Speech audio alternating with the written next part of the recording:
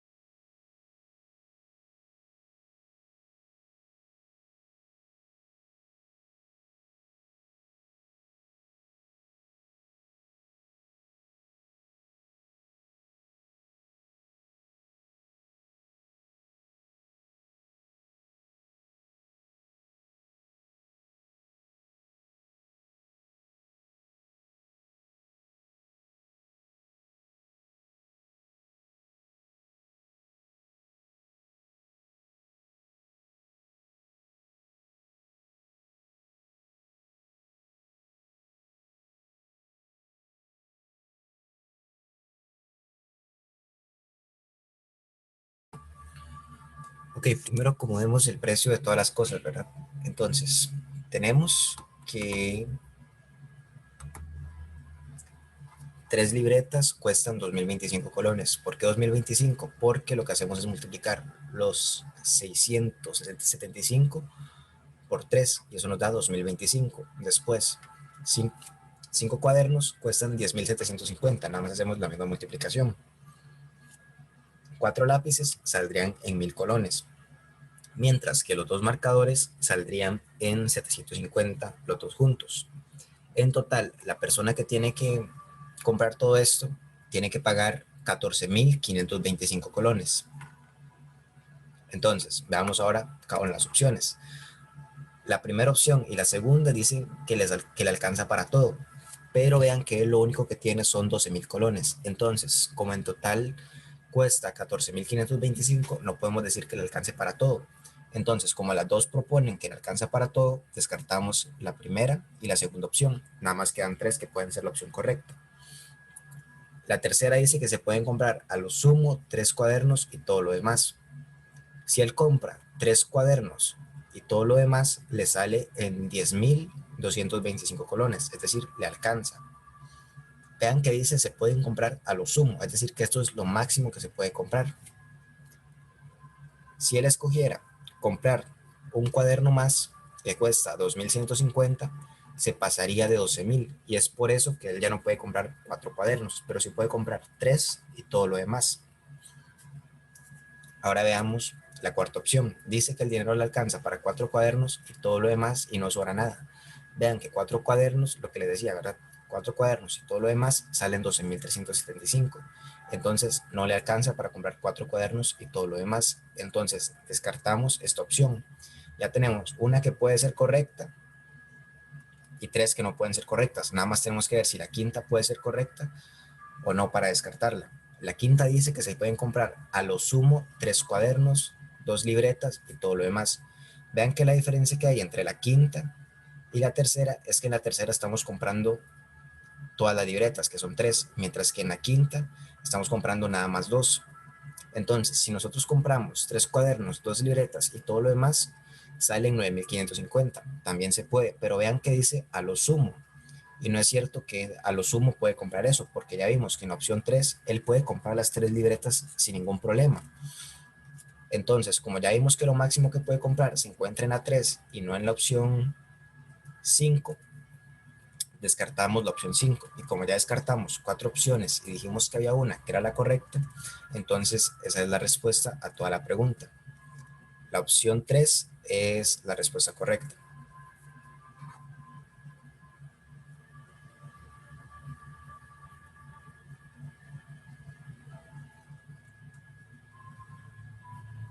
Vamos ahora con la siguiente pregunta. Esta pregunta es de geometría y dice, en la figura adjunta, ABCD es un cuadrado de área de 1 centímetro cuadrado.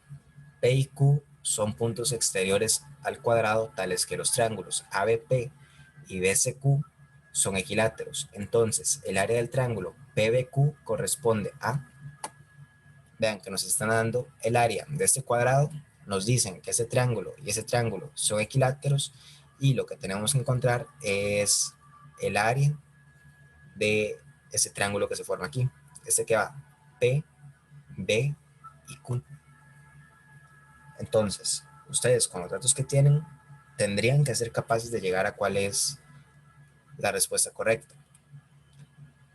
Por lo que les voy a dar unos 4 o 5 minutos para que piensen, escriban cuál creen que es la respuesta correcta y ahorita yo les explico más o menos cómo podrían intentar resolverlo.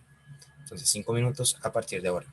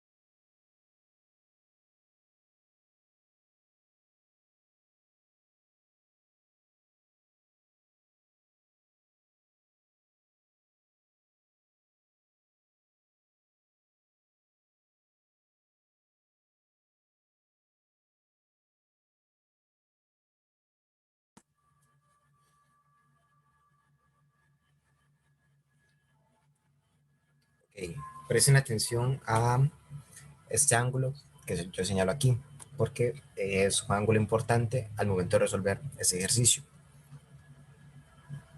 Entonces, tenemos que calcular cuánto mide ese ángulo. Ese ángulo nosotros lo podemos calcular.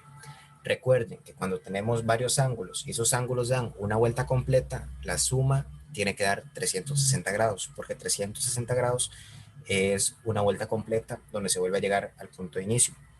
Entonces, este ángulo, más este ángulo, más este ángulo, más este ángulo, dan una vuelta completa. Entonces, como dan una vuelta completa, la suma de todos estos ángulos va a dar 360 grados. Este ángulo que está aquí en B, mide 90 grados. Todos los ángulos de un cuadrado miden 90 grados, porque son ángulos rectos. Entonces, este mide 90 grados y tienen que saber que todos los ángulos de un triángulo equilátero miden lo mismo. Entonces, como los ángulos de un triángulo siempre suman 180 y un triángulo equilátero tiene tres ángulos iguales, entonces 180 dividido entre 3 es lo que mide cada ángulo. Entonces, este ángulo mide 60 grados. Luego, este otro va a medir lo mismo. Entonces, este mide 60 grados. Ahora, lo que tenemos que hallar es este. ¿Cómo hallamos este que está señalado? Nada más agarramos 360 y le restamos 60, 60 y 90. Entonces, como los tres juntos suman 210 grados, lo que hacemos es restarle a 360 210 y la resta nos va a dar cuánto mide este ángulo. Entonces, 360 menos 210 es 150. 150 es lo que mide este ángulo. Desde el principio, lo único que hicimos fue ver que la suma de estos ángulos tiene que dar 360. Como ya tengo cuánto mide este ángulo, cuánto mide este ángulo y cuánto mide este ángulo, lo que hago es restarle a 360 la suma de esos tres ángulos y si yo hago esa resta me va a dar lo que me falta. Y lo que me falta es lo que mide este ángulo. Ese resultado me da 150, entonces ya sé yo cuánto mide este ángulo señalado. Ahora, tenemos que saber qué se hace con ese ángulo. Y vean que yo, al tener este ángulo, voy a hacer algo que es como trabajar con el teorema de Pitágoras que se en el colegio. Entonces, yo tengo este ángulo y vean que yo, este triángulo al que le tengo que encontrar el área, lo puedo dividir en dos. Entonces, cuando lo divido en dos, me queda ese triángulo de aquí arriba y ese triángulo de aquí abajo. Entonces, eso es muy bueno porque yo sé cuánto mide este lado y sé cuánto mide este ángulo. Entonces, si yo conozco cuánto mide este lado y conozco cuánto mide este ángulo, ¿verdad? Porque este ángulo que está aquí es nada más la mitad de este ángulo que se me formó aquí. Entonces, este ángulo mide 75 grados. Ya yo con eso lo único que tengo que hacer es aplicar razones trigonométricas, que es algo que también se ve en el colegio, para poder determinar cuánto mide este lado y este lado. Y con eso nada más aplico base por altura dividido entre 2, que es el área de un triángulo, y ya voy a tener cuánto mide el área de este triángulo de aquí. Y como este triángulo mide lo mismo, lo único que hago es multiplicar ese resultado por 2 y con eso voy a llegar a la respuesta correcta. Entonces, sigamos viendo más o menos cómo se hace. Este es el triángulo que se nos había formado. Vean que es este mismo. Este lado mide 1. ¿Cómo sé yo que ese lado mide 1? Vean que el área de este cuadrado es de 1 centímetro cuadrado. Entonces, como el área de un cuadrado es lado al cuadrado, la raíz de 1 es lo que mide cada lado. Entonces, la raíz de 1 es igual a 1. Por lo que este lado mide 1 y como ese triángulo es equilátero, todos sus lados miden lo mismo. Como este lado mide 1, este lado también mide 1. Entonces, aquí yo lo pongo. Tengo este lado que mide 1, el ángulo que mide 75 y lo que tengo que averiguar es cuánto mide la altura y cuánto mide la base. Porque recuerden que la fórmula para hallar el área de un triángulo es base por altura dividido entre 2. Entonces, otra vez, el lado QB, es decir, este lado de Q, AB, lo conocemos por partir de un triángulo equilátero que comparte lado con un cuadrado de área 1. por lo que solo tenemos que encontrar la base y la altura para calcular el área. Luego la multiplicamos por 2, ya que abajo se había formado un triángulo que es igual a ese de arriba. Entonces, recordemos cuáles son las identidades trigonométricas. Las identidades trigonométricas son para, al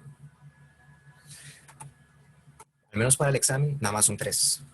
Son que el seno de un ángulo es igual al lado opuesto entre la hipotenusa.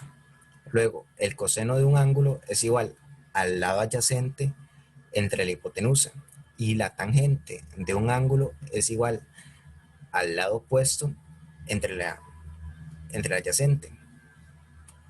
Donde, aquí yo les explico, ¿verdad? A es igual al lado adyacente, O es igual al lado opuesto y H es igual a la hipotenusa. La hipotenusa es el lado más largo de un triángulo.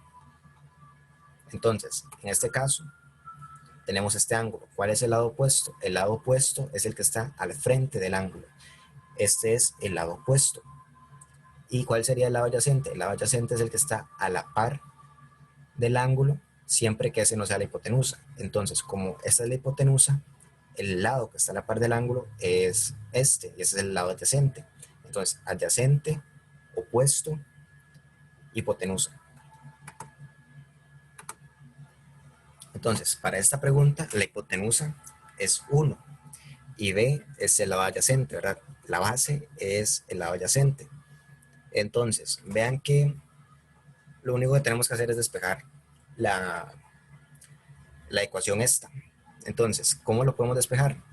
Tenemos lado adyacente. Si despejamos lado adyacente, lo único que tenemos que hacer es mandar la hipotenusa a multiplicar, pero la hipotenusa es igual a 1. Entonces, eso es excelente para nosotros porque no tenemos que hacer ninguna otra operación. Entonces, nada más nos queda que el coseno de 75 es igual a b. Entonces, ya sabemos cuánto mide la base.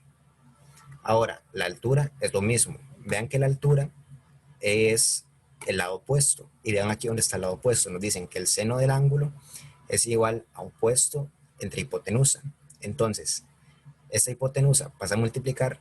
Como la hipotenusa es 1, no nos importa. Entonces, el seno del ángulo es igual al lado opuesto.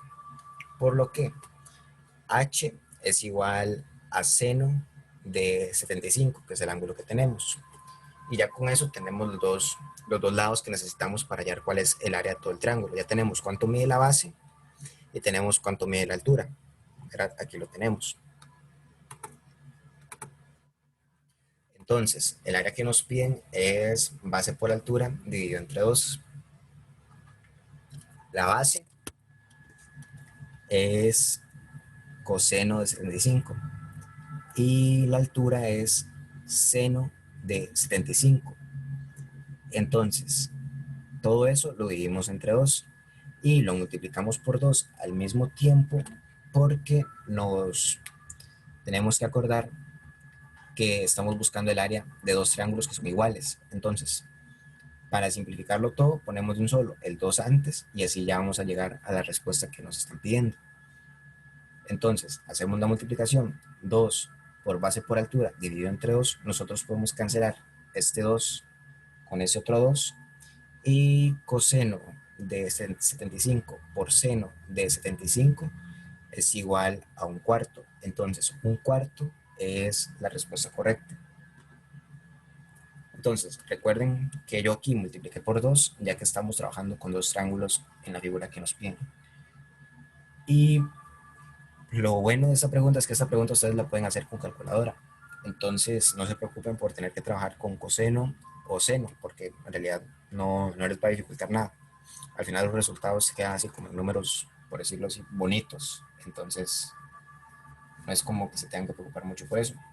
Traten igual de hacer otra vez el ejercicio, viendo el método que yo les estoy dando, para que así vayan más o menos entendiendo y ustedes puedan más o menos apropiarse de cuál es la estrategia para poder resolverlo, porque igual es un ejercicio difícil, pero con que ustedes lo practiquen varias veces, yo confío en que les puede llegar a salir. Igual, si ustedes lo que quieren es entrar a la UCR, por ejemplo, a la Universidad Nacional, no le tienen que dar tanta importancia porque esos ejercicios son más que todo para el TEC, y de hecho son prácticas del TEC. Entonces, si usted quiere entrar al TEC, preocúpese por intentar entenderlos, pero si lo que quiere es entrar a la UCR, esté seguro de que no le van a salir ejercicios así tan volados, porque es mate un poco más avanzado. Y por eso es que los hacen en el TEC, porque el TEC lo que quiere es como que solamente entren estudiantes que quieren entrar en ingenierías o cosas así. Entonces, para que lo tomen muy en cuenta. Ahora vamos con la siguiente pregunta, que nos dice, en la siguiente figura, ¿qué parte del círculo grande, es decir, todo este círculo grande, corresponde al área de la región sombreada? Entonces, vean que las regiones sombreadas son esta y esta. Entonces, tenemos que hallar qué parte del círculo grande es el área que está sombreada. Entonces, tenemos que ver si es 5 entre 32 del área total, si es 3 octavos del área total, así, por ejemplo. Entonces, les voy a dar 4 minutos para que piensen y escriban cuál creen que es la respuesta correcta y ahorita lo revisamos.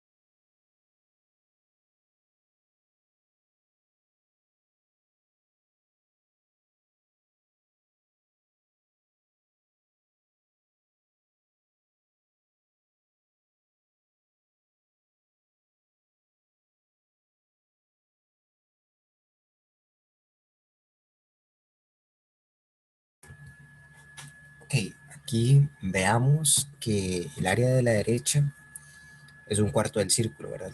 Un cuarto del círculo es esto. Entonces, ya sabemos que el área que está aquí tiene que ser mayor a un cuarto. Es como una buena pista para empezar a acercarnos a cuál es la respuesta correcta. Entonces, si ustedes empiezan a sumar toda, empiezan a contar todo esto, todos estos pedacitos de cuadrados que están en este pequeño círculo que se forma aquí, se dan cuenta de que tienen la misma cantidad de cuadros que los que están aquí en toda esa región sombreada. Entonces, ¿qué significa esto? Que todo ese círculo medio pequeño que se formó dentro del círculo grande mide un cuarto del círculo. Entonces, ¿ustedes qué otra cosa pueden hacer? Cuando ustedes trabajan con áreas sombreadas, ustedes pueden mover el área a su antojo. Entonces, por ejemplo, esto que está aquí, lo podemos mover a otro lado. ¿Y a dónde lo podemos mover? Lo podemos mover justo aquí, ¿verdad? Porque si lo movemos justo aquí, va a completar esta otra región que tenemos sombreada. Entonces, lo único que nos va a quedar sombreado es esta parte de aquí. Y esta parte de aquí es un cuarto de el círculo pequeño. Ya hemos dicho que el círculo pequeño es un cuarto del círculo grande. Entonces, esta región sombreada que tenemos aquí, esto más esto, va a ser un cuarto de un cuarto. ¿Y cuánto es un cuarto de un cuarto? Ok, nada más multiplicamos un cuarto por un cuarto. Entonces, lo único que se multiplica es el denominador. Entonces, 1 entre 4 por 4 es 1 entre 16. Entonces, esta región sombreada equivale a un 16 del círculo grande. Entonces, lo único que hay que hacer ahora es la suma. Teníamos al principio un cuarto y esto es un 16. Entonces hacemos la suma de un 16 más un cuarto y eso nos tendría que dar la respuesta correcta. Entonces, un cuarto más un 16 es igual a 5 entre 16. Eso también se puede hacer con calculadora, porque es el examen del TEC. En el examen del TEC sí se puede usar calculadora. Eso es algo también muy importante. Entonces, si nosotros hacemos la suma, nos da 5 entre 16. Entonces buscamos dónde está 5 entre 16 para ver si están las respuestas. Y efectivamente es la opción número 4. Entonces, esa es la respuesta correcta. Aquí lo único complicado es darse cuenta que este círculo pequeño equivale a un cuarto de el círculo grande, pero una vez que ustedes hacen eso, ya la respuesta sale un poco más sencilla. Y también ver que ustedes pueden mover esta área de aquí para completar este cuarto de círculo aquí. Y ya con eso el camino a la respuesta es un poco más obvio. Entonces, ahora vamos con la siguiente pregunta. Dice, en una reunión de 100 personas, a 48 les gustan las frutas. Vean que está diciendo que a 48 les gustan las frutas. Traten de analizar bien ese dato. Luego, a 2 les gustan las frutas y el pescado. Y al resto solo le gusta el pescado. ¿Cuál es la probabilidad de elegir a una persona que solo le guste el pescado? Y tenemos todas las opciones. Entonces, traten de analizarla muy bien. Esta pregunta es una pregunta con trampa. Entonces, cuando ustedes crean que la respuesta es demasiado obvia, es porque probablemente esa no es la respuesta, es como el consejo que les doy por ahora. Entonces, piénsenla y en 3 minutos la revisamos, escriban cuál creen que es la respuesta correcta y ahorita vemos cómo se soluciona.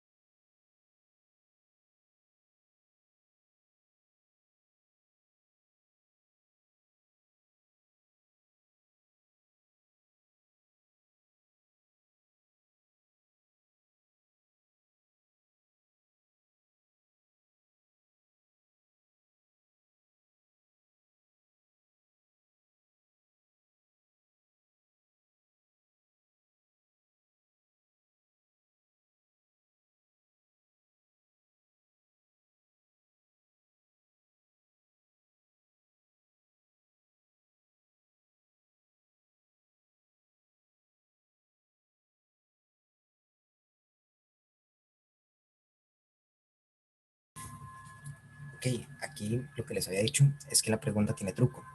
Entonces, vean cómo se podría analizar desde el principio.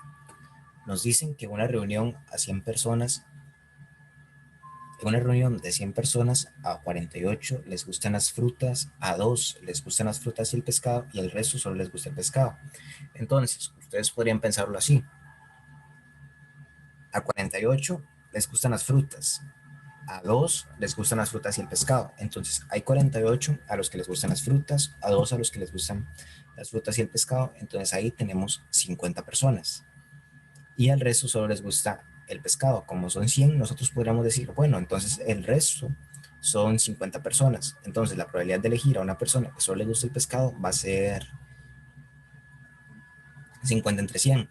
Y 50 entre 100 es igual a 0.5. Entonces sería la respuesta correcta 0.50, que es la opción 3. Pero ahí es donde está el truco que tiene la pregunta, porque en la pregunta a usted le dicen que a 48 les gustan las frutas, pero a usted cuando le dicen que a 48 les gustan las frutas, no le están diciendo que solamente que a 48 solamente les gustan las frutas. No, ahí le están diciendo que en general hay 48 a los que les gustan las frutas. Entonces, el error que comete el estudiante aquí es pensar que esos 48 son las personas a las que únicamente les gustan las frutas.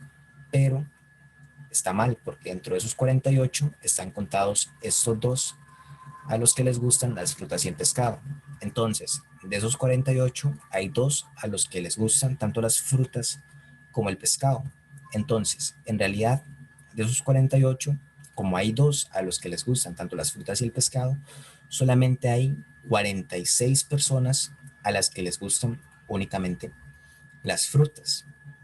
Entonces, una vez que nosotros tenemos analizado ese dato, podemos decir, bueno, hay 46 personas a las que les gustan únicamente las frutas, hay dos personas a las que les gustan tanto las frutas como el pescado, y el resto de esas 100 personas van a ser a las que únicamente les gusta el pescado.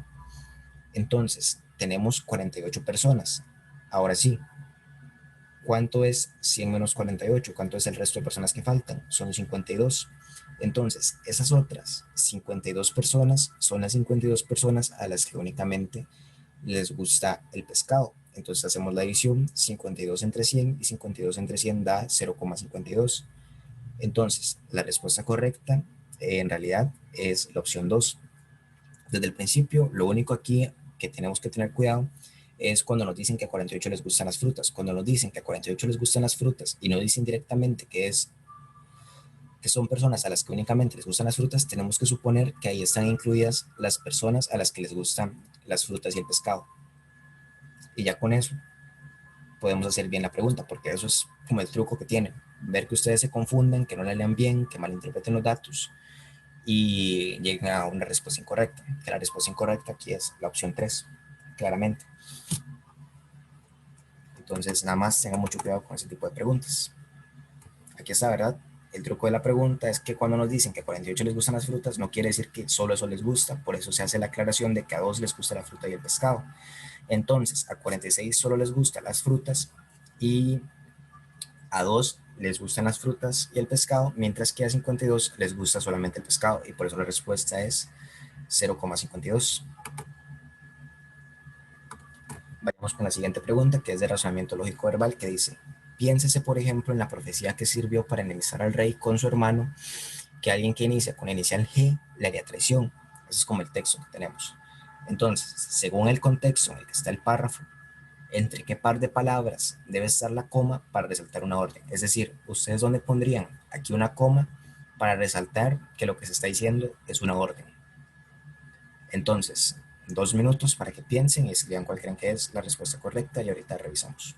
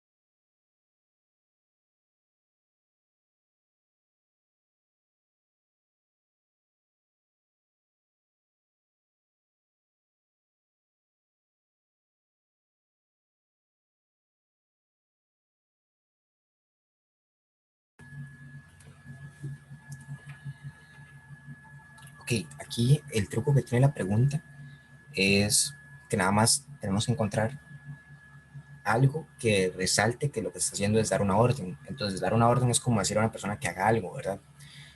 Por lo tanto, lo que tenemos que encontrar es aquí dónde está la orden en toda la oración. Entonces, buscamos un verbo que suene como a dar una orden. Entonces, desde el puro principio aparece ese verbo. Ese verbo es piénsese. Entonces, si yo le digo a alguien, piénsese, es porque le estoy pidiendo, le estoy dando la orden de que piense. Entonces, lo que tenemos que hacer, de acuerdo con la pregunta, es resaltar ese piénsese. Entonces, ¿cómo lo resaltamos? Separándolo del resto de la oración. ¿Y cómo lo podemos separar del resto de la oración? Ponemos una coma. Entonces, al nosotros poner una coma aquí, estamos resaltando la orden, que es ordenarle a alguien que piense. Entonces, esta es, aquí es donde tenemos que poner la coma. Después de piénsese y antes de por. Entonces, la opción 4 es la respuesta correcta. Entonces, cuando tenemos que resaltar una orden, lo que hacemos es buscar el verbo donde se está dando la orden, que en este caso es piénsese, se está ordenando pensar a otra persona. Entonces, separamos esa palabra del resto de la oración poniendo una coma. Entonces, es por eso que la opción 4 es la respuesta correcta. Ahora, veamos, por ejemplo, la opción 3 que fue una que vi que pusieron. Entonces, diría, piénsese, por ejemplo, en la profecía que sirvió para enemistar al rey con su hermano, que alguien coma, que inicia con la inicial G, le haría traición. Vean que aquí no se puede poner coma porque donde dice que alguien que inicia con la inicial G es un mismo sentido. O sea, aquí no podemos separar porque si no diría algo así como al rey con su hermano que alguien que inicia con la inicial. Ven, ahí esa pausa no le quita el orden lógico a toda la oración. Entonces es por eso que esa no es la respuesta correcta. Entonces, la orden de este texto solo puede ser piénsese. Entonces, después de ahí se pone la coma para que resalte entre el resto de toda la oración. La respuesta es la opción 4. Ahora, veamos este ejemplo. Dice, aquel juez fue sancionado por desacato. Entonces, en relación con el término desacato, un sinónimo es, y tenemos las 5 opciones. Piensen cuál de todas estas es un mejor sinónimo de lo que es un desacato. Y ahorita revisamos.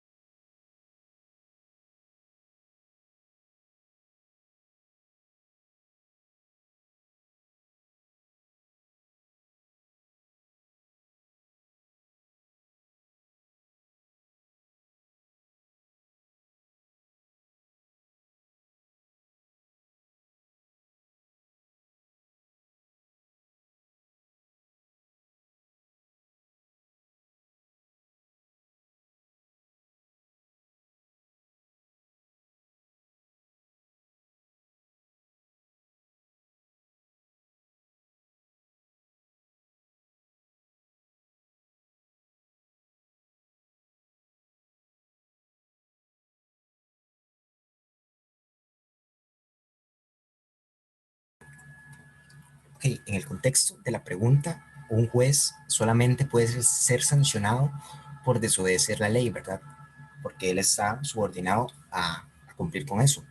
Entonces, esto califica como desacato. Si él desobedece la ley, está haciendo un desacato. Es decir, insubordinación a lo dictaminado. Insubordinación es no cumplir con lo que le están pidiendo. Entonces, la opción correcta es la opción 5.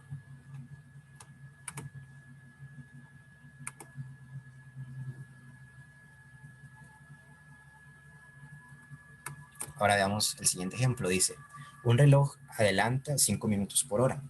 Se ajusta con la hora exacta y 5 horas después marca las 7:15. ¿Cuál es la hora exacta en ese momento?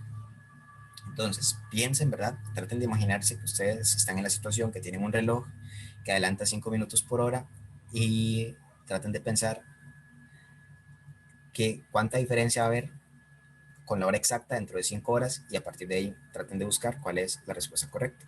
Entonces, 3 minutos a partir de ahora.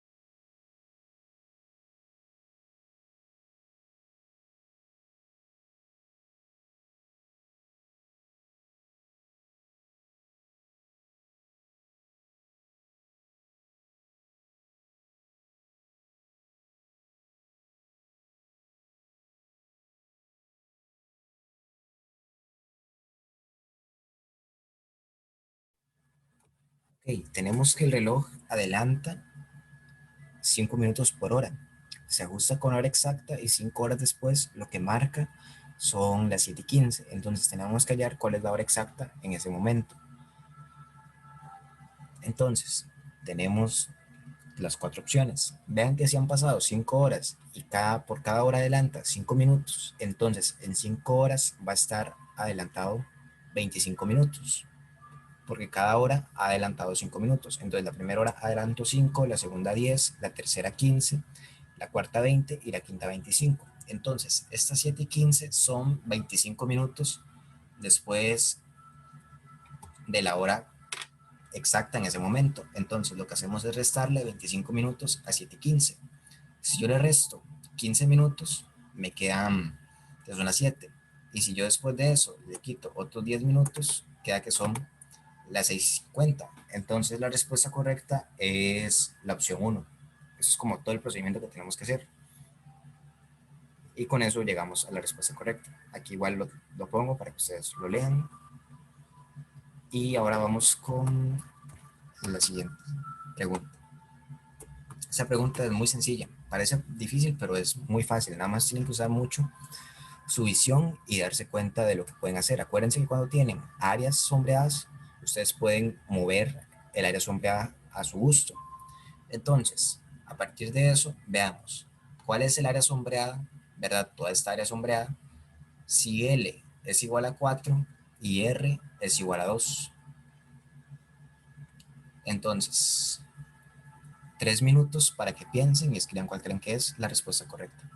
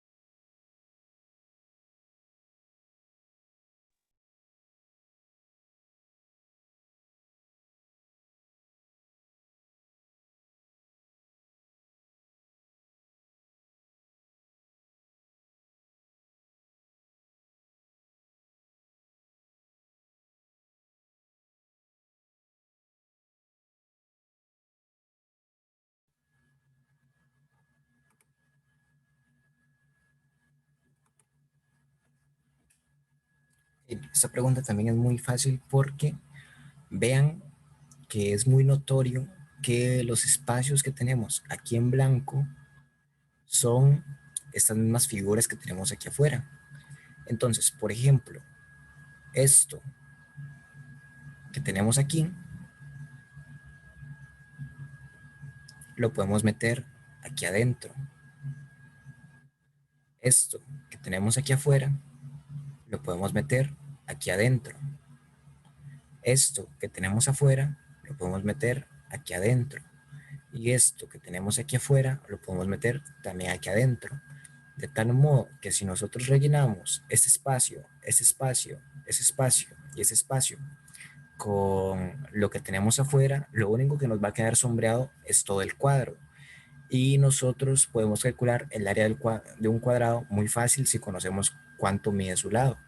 Aquí nos están diciendo que el lado mide 4 centímetros. Entonces, como ya dijimos que podemos meter estas figuras adentro del cuadrado, lo único que tenemos que hacer es hallar el área del cuadrado. Entonces, el área del cuadrado es lado al cuadrado. Como el lado mide 4, lo que tendríamos que hacer es elevar 4 al cuadrado.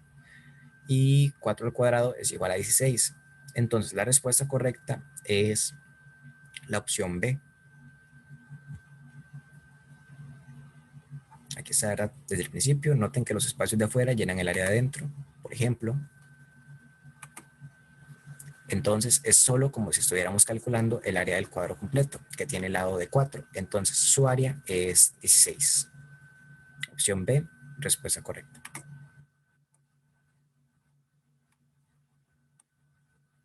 Ahora, tenemos que leer el siguiente párrafo que dice, el jefe de recursos humanos de una empresa comunicó a la directora que necesitarán una secretaria que supiera informática, porque las oficinas empezaban a hacer un caos con tantos papeles desordenados y tantas cartas sin contestar. Entonces, lo que tenemos que hallar es entre qué par de palabras debe estar la coma que falta para darle sentido a todo el texto. Entonces, el truco que yo les doy es que intenten leer todo el texto y busquen dónde se hace una pausa. Entonces, donde se haga una pausa es donde ustedes tienen que poner una coma y esa va a ser la respuesta correcta. Entonces, 2 minutos para que hagan eso y ahorita lo revisamos.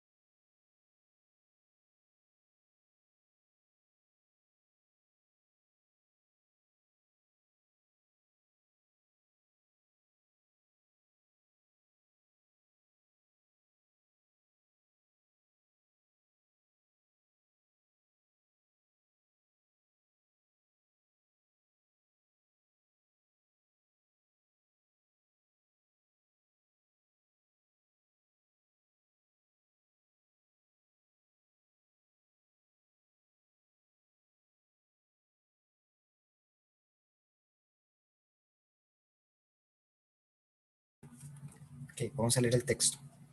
Vean qué dice. El jefe de recursos humanos de una empresa comunicó.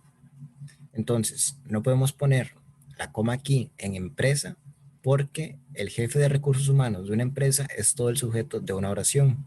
Luego, el verbo es que comunicó a la directora. Entonces, como el sujeto y el verbo siempre tienen que estar unidos dentro de una oración, no podemos poner la coma después de empresa, porque si no, no tendría sentido la oración. Luego, dice que comunicó a la directora que necesitarán una secretaria que supiera informática, coma, porque las oficinas empezaban a hacer un caos con tantos papeles desordenados y tantas cartas sin contestar. ¿Por qué pongo la coma después de informática? Porque vean que aquí está todo el verbo, el sujeto y el predicado del párrafo inicialmente. Luego, aquí después de informática, se hace una coma porque lo que viene después es una aclaración. ¿Por qué necesitan una secretaria que sepa informática? Coma, porque las oficinas empezaban a hacer un caos con tantos papeles desordenados y tantas cartas sin contestar. Entonces, como después de aquí lo que se está haciendo es una aclaración, tenemos que hacer una pausa para recalcar que lo que se está haciendo es una aclaración. Entonces, por eso ponemos una coma después de informática y separamos los dos sentidos que tiene todo el párrafo. Al principio se dice qué es lo que va a hacer el jefe de recursos humanos de la empresa y después se dice por qué lo va a hacer. Entonces, para separar las dos cosas ponemos una coma. Entonces, la coma va a ir después de informática. Entonces, la opción 4 es la respuesta correcta.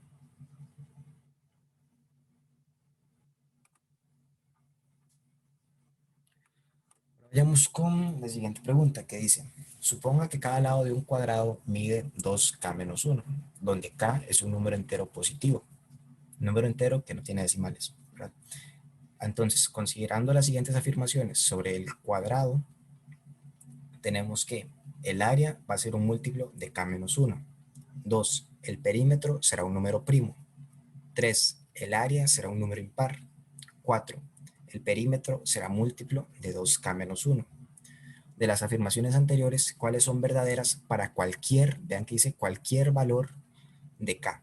Y tenemos las 5 opciones. Entonces, piensen, traten de suponer números y así pueden llegar a cuál es la respuesta correcta. Eso es como el truco que más sirve cuando nos ponen unas preguntas de ese tipo. Entonces, qué sé yo, piensen que k es igual a 3 y van viendo cuál de todas estas se cumple siempre. Va a haber dos que se cumplan siempre. Entonces, ustedes tienen que averiguar cuál de todas estas es. Entonces, 4 minutos a partir de ahora para que lo hagan y escriban cuál creen que es la respuesta correcta.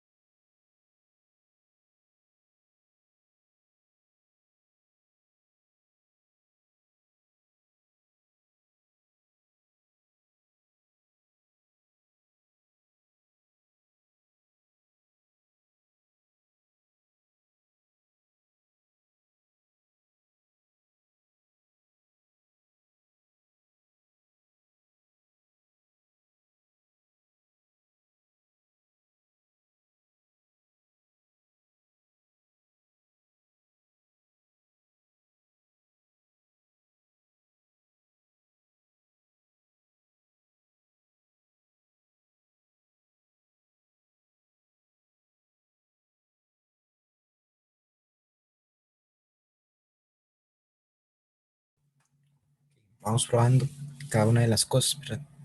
Empecemos por la primera proposición. Dice que el área va a ser un múltiplo de k menos uno.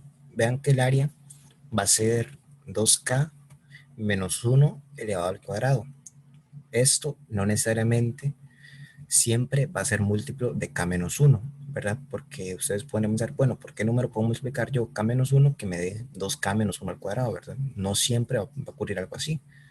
Entonces, como el área no siempre va a ser múltiplo de k menos uno, ustedes pueden probarlo ahí con varios números y van a ver que no necesariamente siempre pasa. Entonces, descartamos la opción uno. Entonces, descartamos la opción uno y veamos en cuáles opciones aparece la uno. Aparece tanto en la uno como en la 2. Entonces, ya descartamos la opción uno y descartamos la opción 2. Tenemos que seguir viendo. La opción 2 dice que el perímetro va a ser un número primo. El perímetro de un cuadrado siempre es 4 veces su lado.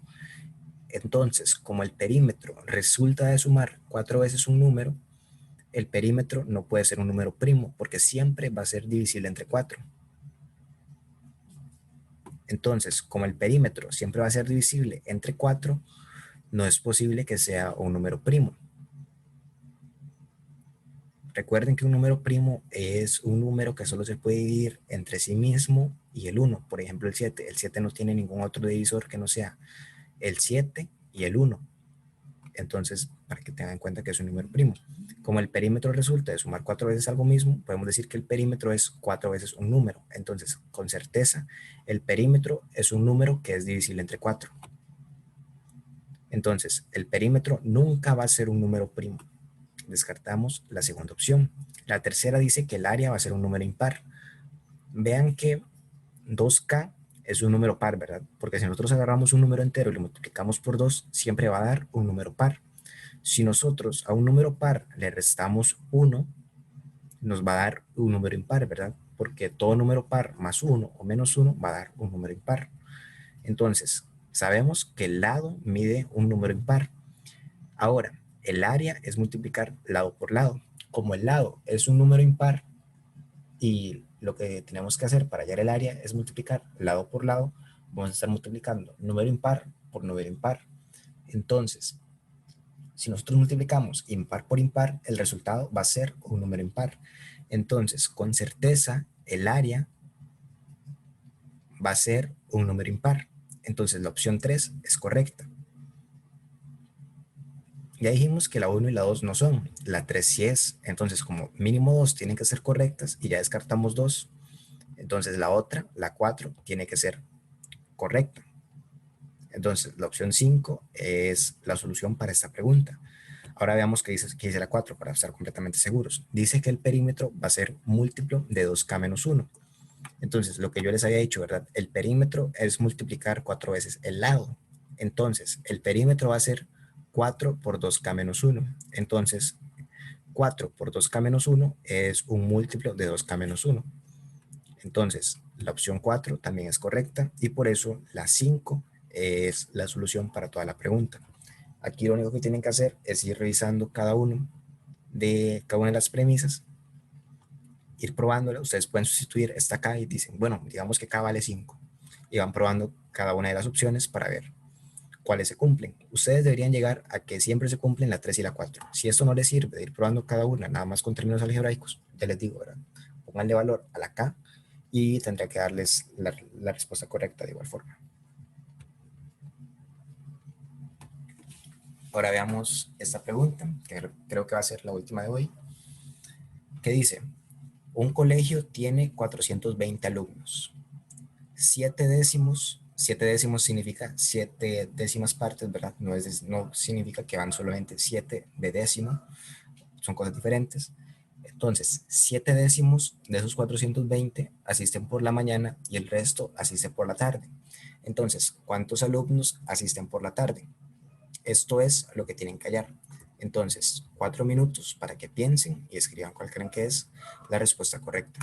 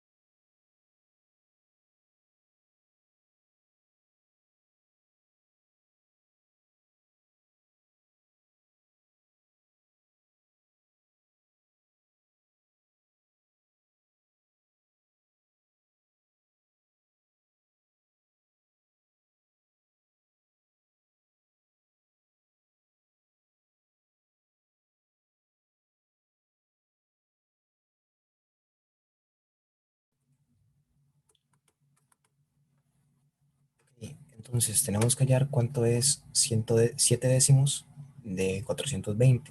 Entonces 7 décimos de 420 es igual a 294 estudiantes. Entonces esos son los que van por la mañana. Para hallar los que van por la tarde, lo que tenemos que hacer es restarle a 420 esos 294 estudiantes que van por la mañana.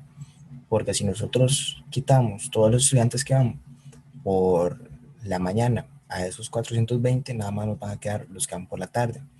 Entonces, lo que hacemos es agarrar 420 menos 294, que es lo que acabamos de agarrar, al calcular cuánto es 7 décimos de 420, y eso nos va a dar la respuesta a toda la pregunta. Entonces, 420 menos 294 es igual a 126, y la opción A es la respuesta correcta. Entonces, eso era todo por hoy. Gracias por estar aquí. Seguramente yo ahora más tarde les subo a la clase, si no mañana en la mañana. Y nos vemos. Muchas gracias. Gracias. Gusto.